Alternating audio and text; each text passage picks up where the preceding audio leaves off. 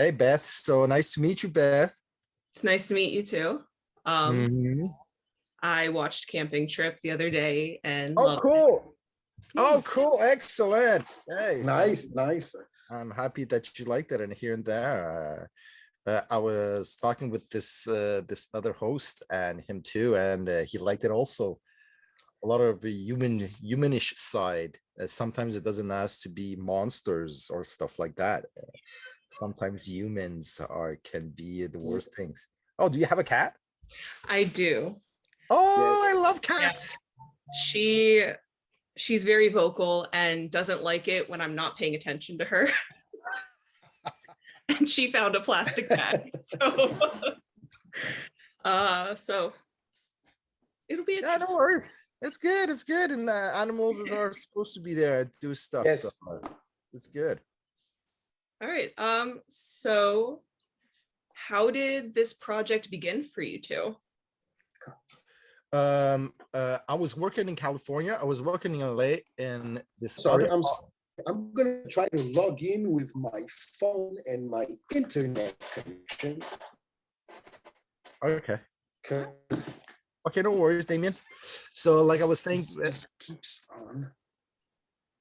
okay, yeah. So like I was saying, Beth, I was working in California and in LA exactly in this other project about Paul River Williams. I don't know if people are familiar with Paul River Williams. He's an architect from Los Angeles.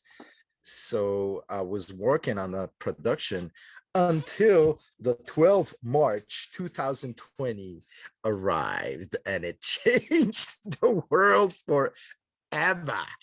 And yes, so I was working, and when my project that I was working in LA, it just was shut down. I still remember going to Trader Joe's, and it was just bananas.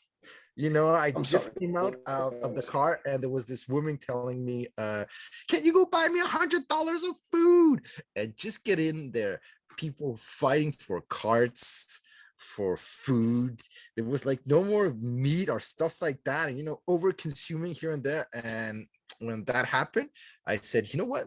Uh, uh, as I am always a writer, I like to take notes here and there of everything that inspires me in life, and sometimes even the most normal things, like camping trip. So I started doing research right there. I left LA the 31st of March, and since that time, I started doing research about how this pandemic affected people just right off from the moral point of view, uh, relationships, human relationships. Unfortunately, because this COVID event showed us that maybe sometimes in certain relationships, regardless if you're best friends, family, or whatever, pandemic situation can get you go bananas. And the other thing was money. Of course, we're living in a society where money rules. So sometimes in pandemics here and there, money can be a big factor. Another thing that I did research on was all those how could I say, those secret things that humans used to do normally secret that couldn't do. A lot about like sex stuff at the same time, relationship that normal people used to have. That's where I inspired myself with the two couples of Enzo and Polly and Ace and Coco. There was a real Don't couple. give away too much. Don't give away too much. No, but I'm just telling her so people can know. And yeah, and after that, the criminal world, because people forget about that. But I mean, the criminal world had also an effect on the COVID. Also had an effect on them, and they had to find other ways. And I've added that in the movie. So yeah, going here and there, having all these stories, giving all my notes. April 2020, I wrote this wonderful project called Camping Trip, and we shot it on in August 2020. I think we were actually the first Canadian production to shoot after because they stopped everything, and we were actually the first Canadian production to shoot. Oh, wow. That's Yeah. insane. Yeah, we went with all the guidelines because it was pretty crazy going with the. I don't know if people remember that, but in the beginning of the first wave, when we did the camping trip, we had to take temperatures from everybody here and there, you know. People had to take temperatures, testing. We had to isolate also the cast from the crew. And I think because of that, you can feel the bond in the movie about the cast, how close they are here and there. I mean, we had to isolate. We were like 2-3 weeks before shooting all together, all the cast. So there was this bond that created a little bit like Big Brother, you know, in the sense. And it created that feeling that you can feel in camping trip. Nice. I will say it was a little jarring to see masks again, because like I live in a college town, so like we had masks up through the spring, but this summer masks have officially become optional. So it's been a little while, and having to see them again was a little jarring. Yes. So Good. I'm happy that you had that, because that's what it's supposed to do. My movie, yeah, it makes people good. remember. Exactly, it has to people remember. Oh my God, remember when I had to put those masks and here and there, and that's how it was. You know. Anyways, the mask go off at like the 10-minute number 9. They're in the car. No more masks. It's over. Exactly, and I did that on purpose because, you know, in the regulations here and there, people were obligated to have those masks here and there. But then after, when you're free, when there's nobody looking, hey, you're taking it off. You know what I mean? That's why I put that in the movie as well.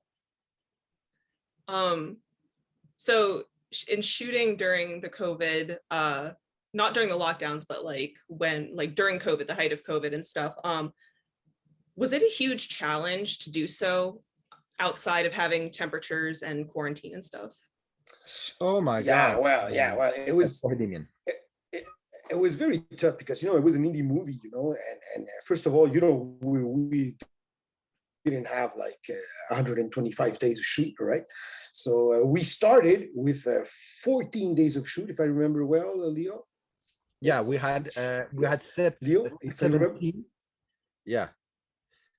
Yeah, we started with 17, and then there was rain. It was an exterior movie, so there were no cover sets, you know, because everything's in the exterior.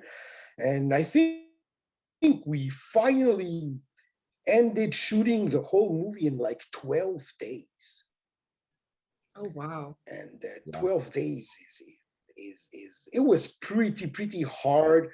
There was no electricity. We were like in the place where it is. You saw the movie, it's like really secluded. There's nothing around, you know. So it took us like 10 minutes just to walk to the set through branches and trees and stuff. It was really hard. But you can see the movie and it works, you know, production value wise, that you know, we're lost in the middle of nature, and that's what we wanted to achieve, and it works incredibly well, you know?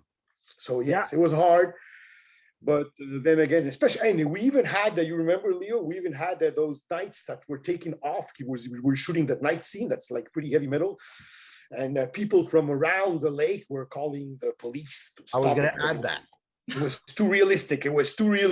They were calling in and were saying, somebody's getting, please go help.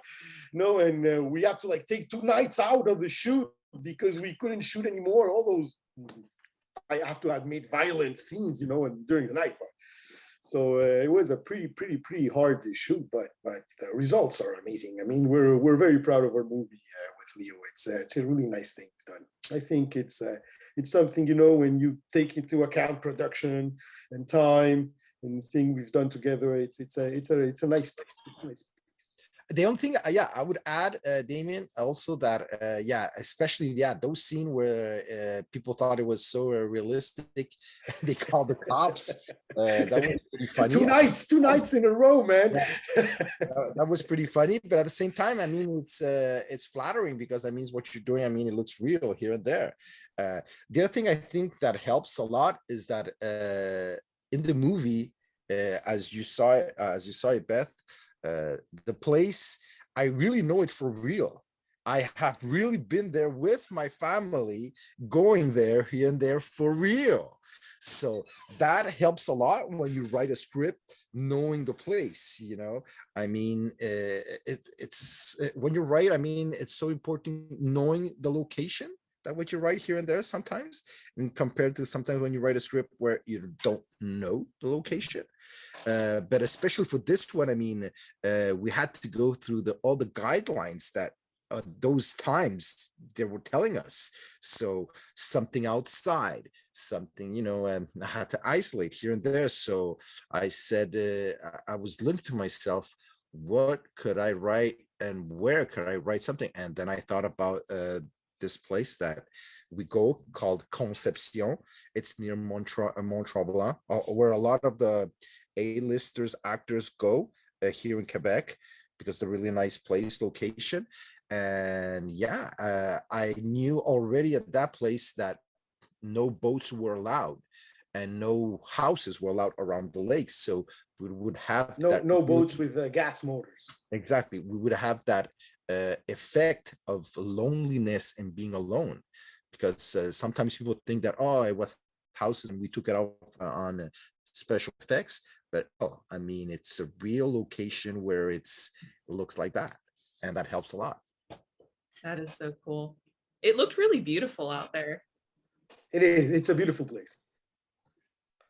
Sincerely, if you go there, you can go camping for there too. It's a really amazing place, sincerely. The little statue in the water is there. It's part of the place there. We added it.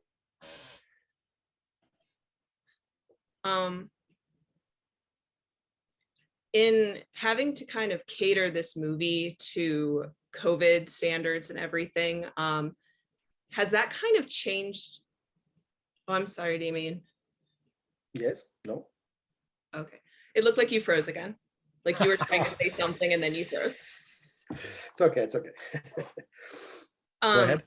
Has this film kind of changed the way you plan to approach filmmaking going forward? Oh, wow. Very good question. That's good. Yeah, if we can have more shooting days. I would say that, of course, moving forward is always, better than just staying there. But yes, COVID changed a lot. I mean, we know so much now, much more, and we know, hey, we have to, nobody touched nothing during the shoot. Now we know that we cannot get it through touching stuff and everything. So yes, it changed a bit production wise, but then again, not that much. Look, lately with Leo, we wanted to shoot a short movie, and bang, one of the people on the cast got COVID. We had to postpone. So yes, I think the experience led us to accept that sometimes you cannot be in control of everything. That's what I think that main thing that COVID gives you. It's you have to have a little space where, oops, COVID can come up and undo everything. I think you just also, as we're evolving in life and everything, and all businesses, like whatever job that you're making, regardless if you're movies or plumber or whatever, you have to adapt with all the situations that are coming. So yes, I think that COVID did change that aspect of making movies here and there, in a sense. You have to be aware of it and just not forget about it.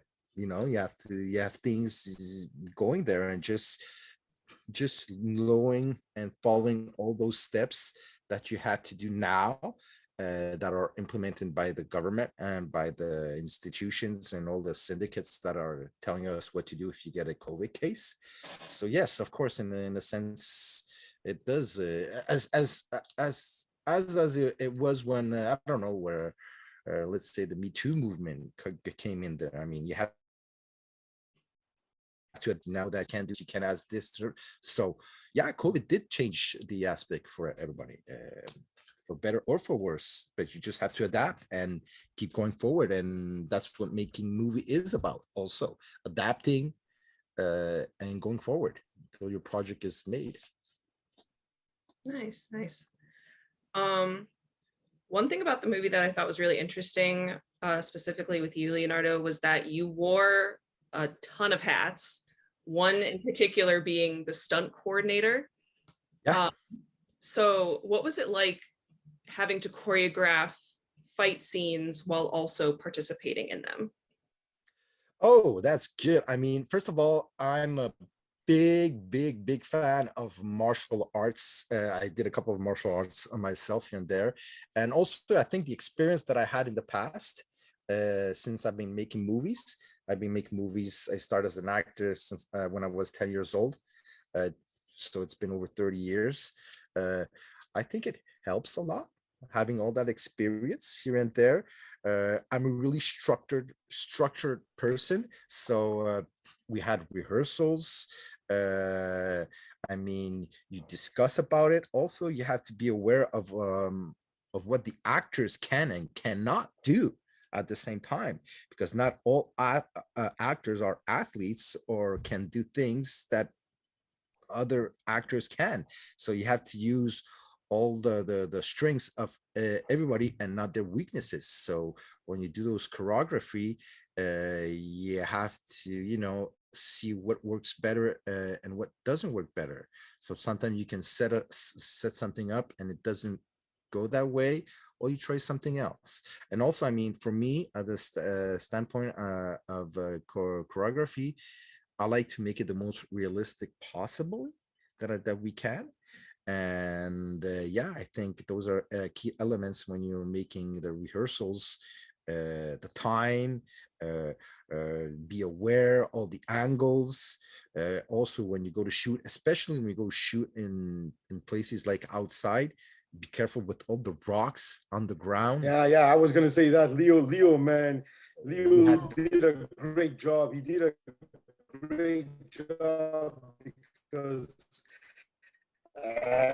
we were shooting. You can see on the fire pit. You cannot see it that much, but in the fire pit, to Leo and his team, because it was pretty crazy what we did, considering there were rocks everywhere. There were rocks everywhere. So, I'm proud of my brother. Thank you, amazing brother. Stunt coordinator. Thank you. You're breaking up a couple of times, but it's good. We can hear you. But yeah, I know, man. It's because I'm bumming my internet connection from my phone, because my internet provider, which I'm not gonna name, is supposed to have the best, most highest internet connection in Canada, and it breaks. Very funny. Kind of going off of that, with the final fight scene between the four of you, I really liked the spinning camera effect. Yeah. And it was like, at first I'm watching it and I'm like, I've never seen something like this. Where are they going with it? And then it turned into just something really, really powerful. And I just want to know, like, what inspired that? And then, like, what effect were you hoping to get with that? Yeah. If you, we really thought about it, okay? We really thought about it, okay? And if you look carefully at the beginning of the movie, okay, it starts with like the same movement with the drone. So it's finally what we represented there. It's like the spiral of violence. All right? Exactly. Okay. All right. So the spiral of violence, you can see it in the beginning of the movie. It starts and it goes from up and it goes down. And at the end of the movie, you have that shot that was extremely difficult. Then we have like just an interview just for that shot. and it finishes very well. It wraps up very well that what we were putting in front, it was the spiral of violence, and that Yes. shot that turns around is that what brings us to that place. That how could those friends be taken into that spiral of violence, and we have to admit we were not 100% sure. We were sure, but we were not 100% sure. But when we saw it, we said, "Oh my God, this works. It fits our point in the movie." And it's true that you don't see much of that. Well, I've seen a few, but not much of it. Okay, because it can really give the audience, some wobbly, because we're just turning, okay. But then again, it was just the right speed, the right thing, the right moment, the right tension, so we could have something going on with the drama to keep us, anticipating the moment we see them before the tents. We hear them, the moments we see them before the tents. And if you look at it, every time we see them, they go down in the spiral of violence. So Yeah, that's I we're, think we're very proud. We're very proud of those shots. yeah, I would add also, Damien, did we wanted to put the people uncomfortable at the same time of what's the situation was going on, and we were saying what can we do also to put that uncomfortableness in, and we thought about those spiral because that's what at the same time what COVID did. It's a spiral that came here and puts you regardless of the relationship you are with friends or family, or like I said, and like I said in my previous interview, I mean, there was a lot of breakups during this COVID. A lot of breakups, a lot of breakups. I found out doing my research here and there. So it's our two thing. It's our maybe before COVID, people were not in real situations or real relationships, and when COVID arrived, being together all this time, people didn't like each other. So that spiral thing, that spiral camera angle that we gave, that's we wanted to implicate in people, and the feeling that they would have. Yeah, it was just like one giant test for humanity at that point. Exactly. Yes, exactly. They're friends. They're I'm not going to spoil. There's something friends, and they end up doing that, for money. Um, so kind of speaking about the cast and stuff, did you know any of them prior to filming? Yes, Caitlin, Caitlin Cameron, the one who plays Polly. I've I've been to acting school with her since 2000. I met her in 2013 in Los Angeles doing an acting school, and she's from the UK. And when I saw her, I said, "Oh my God, what a amazing talent that this girl had." There was like a couple of people in that classroom, but I remember her like that. And when I wrote it, also I wrote it in function of her as well. So yeah, I knew Caitlin before the shooting. That's for sure. The other actor that I knew before was Michael D'Amico. Michael. Yeah, the Yeah. guy who plays Oric. He was a good friend of mine. Her sister is the casting director, Jeanette D'Amico. So I've been working with her for like many years. So yeah, those are like the two persons that we knew. All the rest, Alex Dravenstein that plays Ace. I met her through casting. Uh, Anna Forêt-Brillant Jonathan. that plays Coco. I met her through casting. Ben Peltier that plays Doc, I met through casting, and Jonathan Jonathan. Banderston that plays Billy, I met through casting. But I think, like I said before, I think that having us isolated in that house for those 3 weeks before shooting really helped the bond between us, and it shows like in the movie, and it's fun when you have that that bond with your actor or your colleague actor, because you can play better. For sure. Um, so now you are both brothers, right? Yeah.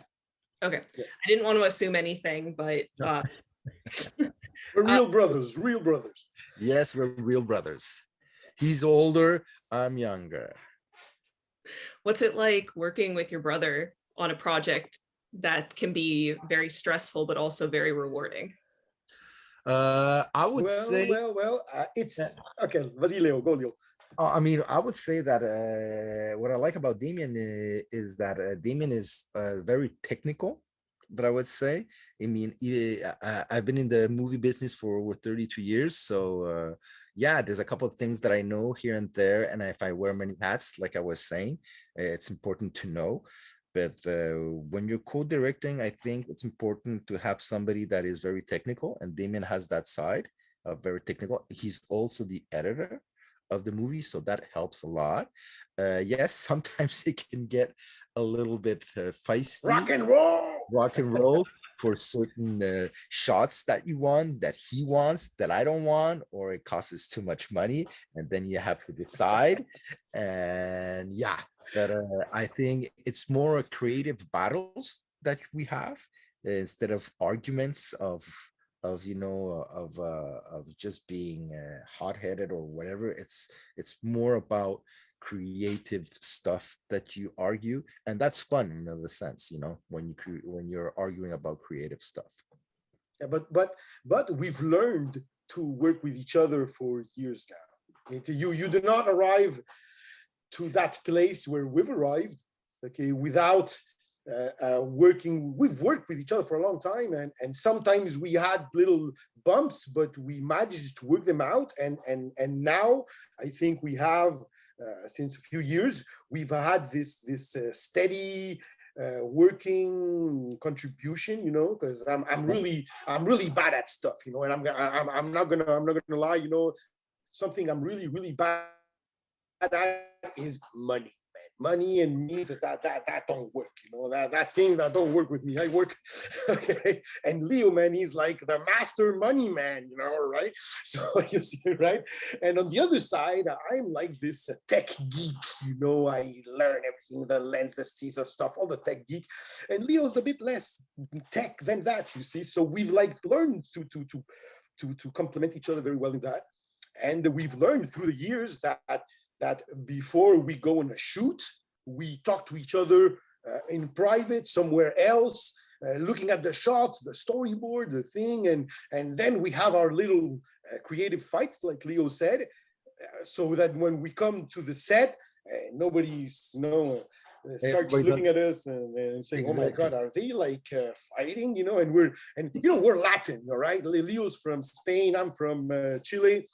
And we work with our hands a lot, and we get invested. Okay, we're passionate people, so people sometimes think, "Oh my God, they're fighting." No, we're not fighting. We're just discussing very passionately creative points in Spanish. Because when we start in English, and then we go to French, and then we go to the Spanish level size. That means we're like discussing private stuff in Spanish. That's what. Oh, wow. But it's amazing.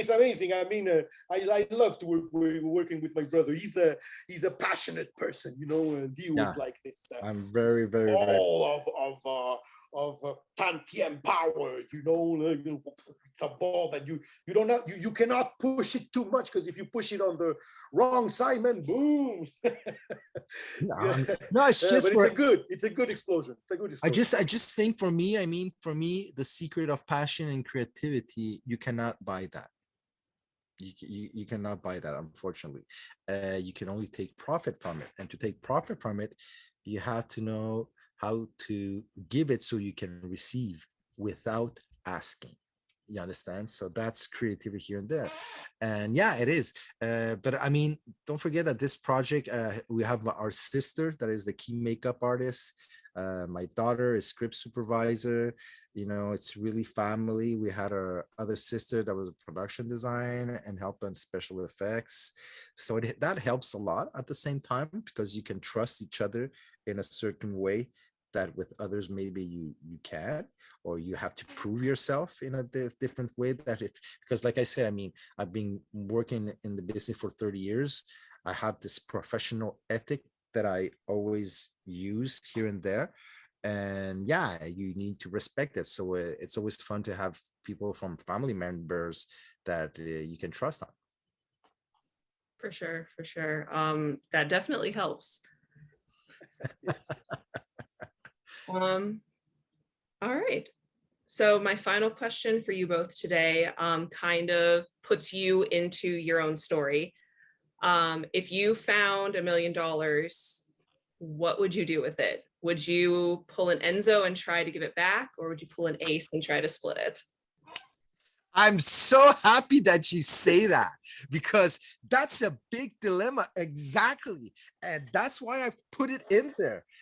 That's why I put it in there. I'm gonna let you go first, Damian, and then I'm gonna reply. Oh my God, that's such a hard question, you know. It is such a hard question, you know. $1 million. It all depends. For starters, if you find $1 million in a bag somewhere, man, it belongs to someone, you know, man. And if you better like run, you know. Now, if you find $1 million, $1 million in a bank, you know, or something, or I don't know, something that looks more like, I legit, maybe I would think about, numbers run up on my number account. Maybe that would be okay, you know. I wouldn't say nothing, but actually finding $1 million in a bag, man, you better not touch it. Hey, good. That's good. Okay, give me You that. better, Yeah. you better bring it, and you better bring everything, because you're gonna have first the cops are gonna come, and then the authorities are probably gonna come. But when everybody's gonna be gone, there's gonna be probably the guys that really own the money, or that the owners of the money, that are gonna come and check it out, you know. Yeah. So I'll probably leave it there. $1 million, I'll probably leave it there. So me in the sense, if I find that money and I'm in the woods for sure, and I need money, and I'm in a pandemic situation, No. I'm sorry. I mean, I'm sorry, but I'm not. I mean, Oh man. that's human. I mean, in now today's world, and that's why I've put it there. Even if I know the normal thing to do is not touch it. The normal thing to do is not touch it. You know that here and there, but you're in money. If I'm in money situation and problems financially, hell yeah. Hell yeah. And I'm gonna try it like That's true. no, but I'm gonna try to find a way or whatever. I mean, that's why I'm trying to be cautious, because if you find it in the woods, I mean, there's so many possibilities that you can do, but at the same time, like I say, and like Demon says, it's a big gamble that you're taking. But I mean, listen, we live in a world that money rules. So, and now you're in this situation that you need it, and if you don't have it, I mean, things can go really bad for you. That temptation can go like really high. I'm telling you, really. That's why like I said, a lot of people, I mean, money in these situations, like can happen in COVID, can get you a lot of really weird reactions from people that you know from a long time, and then you think to yourself, it's like, oh my God, I didn't know that he would think like that just for that in this specific situation. And another thing, like we say in the beginning, when we started posting festivals, we had a lot of director of festivals that were saying that we're trying to cover like all aspects of COVID. And I said to them, oh my God, thank you so much, because how could I have covered all aspects of COVID if it didn't happen yet? Because like I said to them, we shot it in August 2020. And when you see the movie, there's a lot of things that happen for real later. You understand? And I mean, I never wrote it in the in the goal of, oh, I want to predict the future or stuff like that. I just wrote it with the informations that we got. And after that, because the festival directors thought that we shot it in 2021, and when they realized that we shot it in 2020, that's when a lot of film festivals, we got selections, we won awards, nominations here and there, because in another sense, I pointed spots that affected later. I mean, in a sense. So yeah, if I find $1 million in the woods and I'm in situation, hell yeah. For sure. All right. We are out of time, but thank you both for meeting with me and chatting about your movie. Again, I loved it. Congratulations to all of the awards, and I'm looking forward to what you do next. Well, thank you. We have other projects. We're going to Austin. We have this short film that is in a festival route now called The Little Devil and the Big Demon. And we've been to LA. We won an award there of best editing. We're going in September in Austin's in Texas. And yeah, thank you very much for having here, Beth. For having us. Our movie is going to be out 16th of August on 100 platforms across the US, from Amazon Prime to Google Play to Dish to Verizon to Time Warner. There's so many things. So thank you very much for having us on your show. And if you want to interview other actors, let us know, and we'll hook you up with their names, their emails, and we'll try to set something up. Yeah, that'd be awesome. Perfect. Great. Thank you both so much again, and have a great rest of your day. Thank you, Beth. Have a nice, wonderful day. Thank you. Bye.